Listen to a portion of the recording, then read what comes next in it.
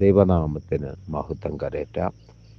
വളരെയധികം തിരക്ക് പിടിച്ച ഒരു ജീവിതമാണ് ഏത് മേഖലയിലും. മതമായാലും രാഷ്ട്രീയമായാലും ജോലിയായാലും കുടുംബമാണെങ്കിലും.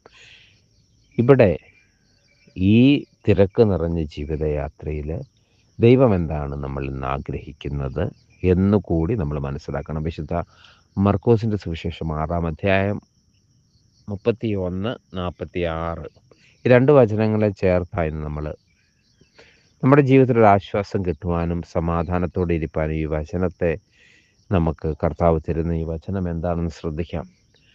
അതായത് കർത്താവായ യേശുക്രിസ്തു തൻ്റെ ശിഷ്യന്മാർക്ക് കൊടുക്കുന്ന ശുശ്രൂഷ അവരത് ചെയ്തതിന് ശേഷം കർത്താവ് മനസ്സിലാക്കുന്നു, വരുന്നവരും പോകുന്നവരും ഒക്കെ വളരെ ആയതിനാൽ ഈ ശിഷ്യന്മാർക്ക് ഭക്ഷിപ്പാൻ പോലും സമയമില്ല. അപ്പോൾ കർത്താവ് യേശുക്രിസ്തു അവരോട് പറയുന്നുണ്ട്, നിങ്ങൾ ഒരു ഏകാന്ത സ്ഥലത്ത് വേറിട്ട് വന്ന് അല്പം ആശ്വസിച്ചു കൊള്ളുവിൻ. പിന്നെ 46-ാം വാക്യത്തിൽ ക്രിസ്തു തനിക്ക് വേണ്ടി തന്നെ പറയുന്നു, അവരെ എല്ലാവരെയും പറഞ്ഞയച്ച ശേഷം താൻ പ്രാർത്ഥിപ്പാൻ മലയിൽ പോയി.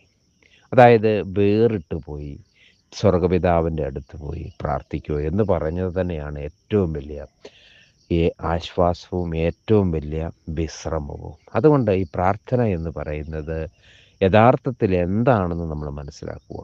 നമ്മുടെ ബിസി നിറഞ്ഞ ജീവിതയാത്രയിൽ നമ്മുടെ സൃഷ്ടാവിൻ്റെ അടുത്ത് പോയി ഏകാന്തതയിൽ നമ്മൾ അവനിൽ നിന്ന് കേൾക്കുന്നതും അവനോട് പറയുന്നതുമാണ് ഇവിടെ യഥാർത്ഥമായ പ്രാർത്ഥന. അതൊരു ആശ്വാസമാണ്, അതൊരു റെസ്റ്റാണ്. അതുകൊണ്ട് ക്രിസ്തു നമ്മളെ പഠിപ്പിച്ചതുപോലെ നമ്മുടെ തിരക്ക് നിറഞ്ഞ ജീവിതയാത്രയിൽ അല്പമൊന്ന് വേറിട്ട് പോയി പ്രാർത്ഥിക്കുവാൻ ദൈവത്തിൻ്റെ ആത്മാവ് നമ്മെ സഹായിക്കട്ടെ. ആമേൻ.